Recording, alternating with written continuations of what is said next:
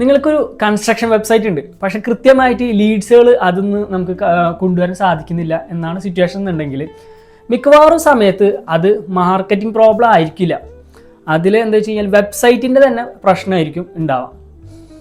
ഞാൻ അബ്ദുൽ സമദ്. കൺസ്ട്രക്ഷൻ ബിസിനസ്സിൻ്റെ വെബ്സൈറ്റുകളും സോഫ്റ്റ്വെയറുകളും അതിൻ്റെ ഓട്ടോമേഷൻ ടൂൾസുകളൊക്കെ ബിൽഡ് ചെയ്തുകൊണ്ട് അതിനെ കൺസ്ട്രക്ഷൻ ഫീൽഡിനെ അപ്ലിഫ്റ്റ് ചെയ്യാൻ വേണ്ടി ഹെൽപ്പ് ചെയ്യുന്നു. ഇന്ന് കൺസ്ട്രക്ഷൻ ബിസിനസ്സിൽ വെബ്സൈറ്റുകളിലൊക്കെ വരുത്തി വെക്കുന്ന കോമൺ മിസ്റ്റേക്കുകൾ എന്തൊക്കെയാണെന്ന് നമുക്ക് നോക്കാം.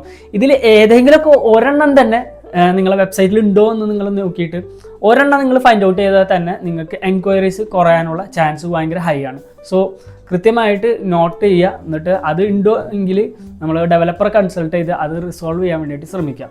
അതിൽ മിസ്റ്റേക്ക് നമ്പർ 1 എന്ന് പറഞ്ഞു കഴിഞ്ഞാൽ നോ ക്ലിയർ CTA. CTA എന്ന് പറഞ്ഞു കഴിഞ്ഞാൽ കോൾ ടു ആക്ഷൻ എന്ന് പറയും. അതായത് നമ്മളെ വെബ്സൈറ്റിൽ നമ്മളൊരു യൂസർ അല്ലെങ്കിൽ വിസിറ്റർ വന്ന് നോക്കി കഴിഞ്ഞ് കഴിഞ്ഞാൽ ആൾക്ക് ഡീറ്റെയിൽസ് കാര്യങ്ങളൊക്കെ ഇഷ്ടപ്പെട്ടിട്ടുണ്ടാവും, നമ്മളെ സർവീസ് അല്ലെങ്കിൽ നമ്മുടെ പ്രോഡക്ട്സിനെ കുറിച്ച് അണ്ടർസ്റ്റാൻഡ് ചെയ്തിട്ടുണ്ടാവും. പക്ഷേ ഒരു നെക്സ്റ്റ് എന്ത് ചെയ്യണം എന്നുള്ളത് അവിടെ ഒരു ആക്ഷനോ ഒരു ബട്ടണോ അല്ലെങ്കിൽ ഒരു കോളോ അല്ലെങ്കിൽ ഒരു വാട്സപ്പ് ബട്ടൺ ഇങ്ങനത്തെ കാര്യങ്ങളൊന്നും മെൻഷൻ ചെയ്തിട്ടുണ്ടാവില്ല. ഇത് വലിയൊരു മിസ്റ്റേക്കാണ് ചെയ്തു വെക്കുന്നത്. രണ്ടാമത്തെ മിസ്റ്റേക്ക് മിക്കവാറും കൺസ്ട്രക്ഷൻ വെബ്സൈറ്റിൽ ഉണ്ടാകുന്ന പ്രശ്നം എന്ന് വെച്ച് കഴിഞ്ഞാൽ പോർട്ട്ഫോളിയോ വീക്കായിരിക്കും. അതായത് റീസെൻ്റായിട്ട് ചെയ്ത പ്രൊജക്ട്സുകളൊക്കെ നല്ല രീതിയിൽ കൃത്യമായിട്ട് ഫോട്ടോസ് അല്ലെങ്കിൽ അതിൻ്റെ ഡിസ്ക്രിപ്ഷനൊന്നും പ്രോപ്പറായിട്ട് എന്ത് ചെയ്യില്ല ഡിസ്പ്ലേ ചെയ്തിട്ടുണ്ടാവില്ല. ഒരു വിസിറ്ററെ സംബന്ധിച്ചിടത്തോളം എപ്പോഴും അവർ നോക്കുക വെച്ചാൽ പ്രീവിയസ് വർക്ക് എന്താണ് മുന്നേ ചെയ്ത വർക്ക് എന്നുള്ളതാണ് നോക്കാം. അത് നമ്മൾ കൃത്യമായിട്ട് ഡിസ്പ്ലേ ചെയ്തിട്ടില്ലെങ്കിൽ മിക്കവാറും ആ ഒരു യൂസർ നമ്മളെ കയ്യിൽ നിന്ന് നഷ്ടപ്പെടും. മിസ്റ്റേക്ക് നമ്പർ 3 സ്ലോ വെബ്സൈറ്റാണ്. അതായത് നമ്മൾ കൺസ്ട്രക്ഷൻ നിയർ മീ എന്ന് പറഞ്ഞാൽ അടിച്ചു ഗൂഗിളിൽ, അപ്പം ഓരോ ടാബിൽ നമ്മൾ എന്ത് ചെയ്യുന്നു വെബ്സൈറ്റുകൾ ഇങ്ങനെ തുറന്നിട്ടാണ്. അപ്പം ഫസ്റ്റത്തെ വെബ്സൈറ്റ് തുറന്നു, നമ്മൾ യൂസർ വന്നിട്ട് നോക്കി, അപ്പോൾ ഇത് ലോഡായിക്കൊണ്ടേയിരിക്കുകയാണ്. ഒരു ഭയങ്കര സമയമായിട്ട് എടുത്തുകൊണ്ടിരിക്കുന്നത്, എസ്പെഷ്യലി മൊബൈൽ വെർഷൻ. ഇത് ഭയങ്കര പ്രത്യേകം ശ്രദ്ധിക്കേണ്ട ഒരു ഏരിയ ആണ് കേട്ടോ. അങ്ങനെയാണെന്നുണ്ടെങ്കിൽ യൂസർ എന്ത് ചെയ്യും, അതിനൊന്നും വെയിറ്റ് ചെയ്ത് വെക്കില്ല. മിക്കവാറും ആ വെബ്സൈറ്റ് ക്ലോസ് ചെയ്തിട്ട് അടുത്ത ടാബിലുള്ള വെബ്സൈറ്റിലോട്ട് പോവുകയാണ് ചെയ്യുക. ഇതിനെന്താ പ്രശ്നം എന്നുള്ളത് ഞാൻ പറഞ്ഞുതരാം. ഒരു വെബ്സൈറ്റ് ഡെവലപ്പ് ചെയ്യുമ്പോൾ ഡെവലപ്പർ കിടിലനായിട്ടാണ് വെബ്സൈറ്റ് ഡെവലപ്പ് ചെയ്യുക, ഒപ്റ്റിമൈസേഷനും കാര്യങ്ങളും ഒക്കെ ചെയ്തിട്ടുണ്ടാവും. ആഫ്റ്റർ ഓൾ അവിടെ നിന്ന് പോകുമ്പോൾ എന്തുണ്ടാവില്ല, യൂസർ തന്നെ അല്ലെങ്കിൽ എന്താ പറയുക നമ്മളെ സിസ്റ്റം അഡ്മിൻ ആയിരിക്കും പിന്നെ ഇമേജസുകൾ അപ്ലോഡ് ചെയ്യുക. അപ്പോൾ ഏറ്റവും വലിയ മിസ്റ്റേക്ക് ചെയ്യണമെന്ന് എന്താ വെച്ച് കഴിഞ്ഞാൽ ഇതിൽ ബ്രോഷറോ അല്ലെങ്കിൽ വേറെ വലിയ HD ഇമേജസുകളൊക്കെ ഉണ്ടല്ലോ പ്രൊജക്റ്റിൻ്റെ, ഇവിടുത്തെ ആസറ്റീസ് പോലെ തന്നെ ആയിരിക്കും അപ്ലോഡ് ചെയ്യുക. 5 MB 10 MB ഒക്കെ ഇമേജസുകൾ ഉണ്ടാവും. അപ്പോൾ അങ്ങനത്തെ ഇമേജസുകളൊക്കെ എന്ത് ഉണ്ടാവും, അത്ര ഹെവി ഇമേജുകളൊന്നും വെബ്സൈറ്റിന് താങ്ങാൻ സാധിക്കില്ല. അത് സ്പീഡ് കുറയ്ക്കുന്ന കാര്യങ്ങളാണ്. ഓക്കെ, അപ്പോൾ അങ്ങനത്തെ ഇമേജസുകൾ പരമാവധി ഏത് ഡയമെൻഷനാണ് എന്നുള്ളത്, അതായത് എത്ര പിക്സലിൽ ഉള്ള ഇമേജാണ് അതിൻ്റെ വിഡ്ത്തും ഹൈറ്റും കൃത്യമായിട്ട് മനസ്സിലാക്കി വെക്കണം. ഡെവലപ്പറോട് ചോദിച്ചു കഴിഞ്ഞാൽ പറഞ്ഞു തരും. പിന്നെ അതേപോലെ ഏത് സൈസാണ് റെക്കമെൻഡബിൾ എന്നുള്ളത്, ആ സൈസിലോട്ട് ഇതിനെ കൊണ്ട് ഓൺലൈനിൽ ടൂൾസുകൾ അവൈലബിൾ ആണ് ഒരുപാട്. ആ ടൂൾസുകൾ ഉപയോഗിച്ചിട്ട് ഇമേജസിനെ തന്നെ ഓപ്റ്റിമൈസ് ചെയ്ത് കഴിഞ്ഞാൽ ഒരുപാട് ഇഷ്യൂസ് സ്ലോവിൻ്റെ കുറഞ്ഞു കിട്ടും. നാലാമത്തെ മിസ്റ്റേക്ക് എന്ന് പറഞ്ഞു കഴിഞ്ഞാൽ വെബ്സൈറ്റ് മൊബൈൽ ഫ്രണ്ട്ലി ആയിരിക്കില്ല. തൊട്ട് മുന്നത്തേൽ ഞാൻ പറഞ്ഞതുപോലെ ഒരു 80% വെബ്സൈറ്റും ലോഡാവുന്നത്, ആളുകൾ എടുക്കുന്നത്, ആളുകൾ എൻക്വയറി നടത്താൻ വേണ്ടി ശ്രമിക്കുന്നത് മൊബൈൽ വെർഷനിലാണ് ഈ കാലഘട്ടത്തിൽ. അപ്പം വെബ്സൈറ്റ് മൊബൈൽ ഫ്രണ്ട്ലി ആയിരിക്കണം. നമ്മൾ പഴയ രീതിയിൽ തന്നെ ഒരു വെബ്സൈറ്റ് ഉണ്ട്, പഴയ വെബ്സൈറ്റ് ഉണ്ട് എൻ്റെ, അത് മിക്കവാറും ഡെസ്ക്ടോപ്പിൽ മാത്രം ലോഡാവുള്ളൂ. മൊബൈലിൽ എടുത്തു കഴിഞ്ഞാൽ എന്താ വെച്ച് കഴിഞ്ഞാൽ ലോഡാവാത്ത പ്രശ്നമല്ല, പക്ഷേ മൊബൈലിൽ നമുക്ക് കാണില്ല, ഭയങ്കര ചെറുതായിരിക്കും. ഈ മൊബൈൽ റെസ്പോൺസീവ്നെസ് എന്ന് ഉദ്ദേശിക്കുന്നത് എന്താ വെച്ച് കഴിഞ്ഞാൽ മൊബൈൽ വെർഷനിൽ വരുമ്പോൾ നമ്മളിപ്പോൾ ഡെസ്ക്ടോപ്പിൽ ഇങ്ങനെ ഹൊറിസോണ്ടലി ഉള്ള മെനു ആണെന്ന് വിചാരിക്കുക, ഡെസ്ക്ടോപ്പിൽ വരുമ്പോൾ അത് വെർട്ടിക്കലി ആവുമല്ലോ.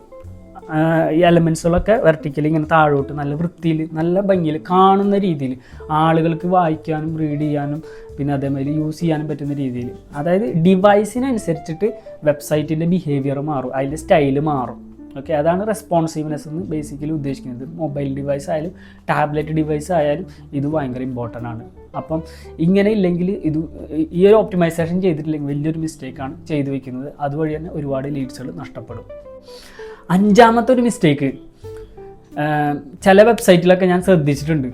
അത് എന്താ വെച്ച് കഴിഞ്ഞാൽ ടെസ്റ്റിമോണിയൽസ്, ട്രസ്റ്റ് ചെയ്യാൻ പറ്റുന്ന ഫാക്ടേഴ്സ് ഉണ്ടല്ലോ, അതായത് ടെസ്റ്റിമോണിയൽസ്, റിവ്യൂസ്, ഓഫീസിൻ്റെ ലൊക്കേഷൻസ് തുടങ്ങിയ പിന്നെ ഇൻഫർമേഷൻസ് ചില ആളുകൾ ഓഫീസ് ഇൻഫർമേഷൻ കൊടുക്കാറില്ല. അത് ആൾക്കാർ ഞാൻ ചോദിച്ചിട്ടുണ്ട്, നമുക്കങ്ങനെ പേഴ്സണലി പല എക്സ്പീരിയൻസും ഉണ്ടായിരുന്നു.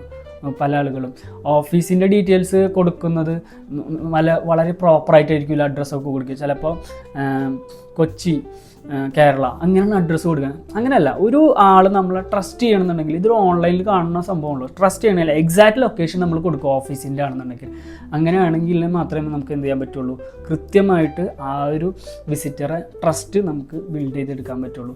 ഈ ഒരു കാര്യം ഇല്ലെങ്കിൽ അഞ്ചാമത്തെ ഒരു പോയിന്റ് എന്ന് പറഞ്ഞു കഴിഞ്ഞാൽ ഇങ്ങനെ ട്രസ്റ്റ് ഫാക്ടേഴ്സ് ഉണ്ടാവില്ല എന്നുള്ളത്. അപ്പം ഇത്രയും കാര്യങ്ങൾ നമ്മളെ വെബ്സൈറ്റിൽ ഉണ്ടോ ഇല്ലയോ എന്ന് നമ്മൾ മേക്ക് ഷുവർ ചെയ്യുക.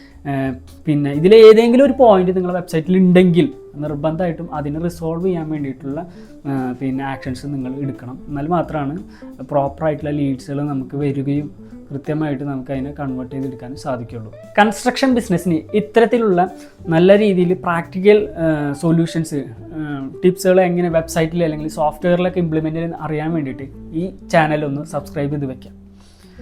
ഒരു നല്ല വെബ്സൈറ്റ് എന്ന് പറഞ്ഞു കഴിഞ്ഞാൽ അതിൻ്റെ ഫാൻസി സെറ്റപ്പോ ഭയങ്കര വലിയ ആനിമേഷൻസോ ലുക്കോ ഒന്നല്ല. അറ്റ് ദ എൻഡ് നമ്മൾ ബിസിനസ് ചെയ്യുന്ന ആളുകളാണ്. നമുക്കൊരു ഇൻവെസ്റ്റ്മെൻറ്റ് ഇട്ട് കഴിഞ്ഞാൽ അതിൽ നിന്ന് റിട്ടേൺ കിട്ടണം, ROI കിട്ടണം നമുക്ക്.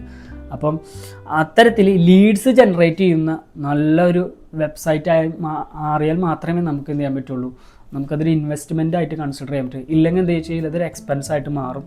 ഒരു ഡെഡ് ഇൻവെസ്റ്റ്മെൻറ്റ് എന്നൊക്കെ നമ്മൾ പറയുമല്ലോ, വെറുതെ അത് ഒരു സ്ഥലത്ത് നമ്മൾ വെക്കും, പിന്നെ നമുക്കതൊന്നും ഒരു റിട്ടേണും കിട്ടില്ല. അതുകൊണ്ട് 1-2 വർഷമൊക്കെ കഴിയുമ്പോൾ ഡൊമൈൻ എക്സ്പയർ ആവും. എന്നിട്ട് അതിന് നമ്മൾ എന്ത് ചെയ്യും, ആ വെബ്സൈറ്റ് നമുക്ക് വേണ്ട എന്നുള്ള രീതിയിൽ വരെ തീരുമാനിക്കും.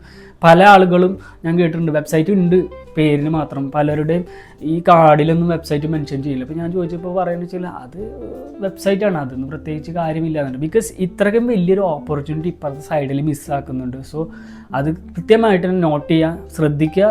അതിനെ ജീവൻ വെപ്പിക്കുന്ന രീതിയിൽ അതിൽ ലീഡ്സുകൾ ജനറേറ്റ് ചെയ്യാൻ പറ്റുന്ന കാര്യങ്ങൾ നിർബന്ധമായിട്ടും ചെയ്തുകൊണ്ടിരിക്കുക. വെബ്സൈറ്റ് കീപ്പ് അപ്ഡേറ്റ് ചെയ്തുകൊണ്ടിരിക്കുക. ഇങ്ങനത്തെ ഇഷ്യൂസൊക്കെ റിസോൾവ് ചെയ്തുകൊണ്ടിരിക്കുക. Thank you.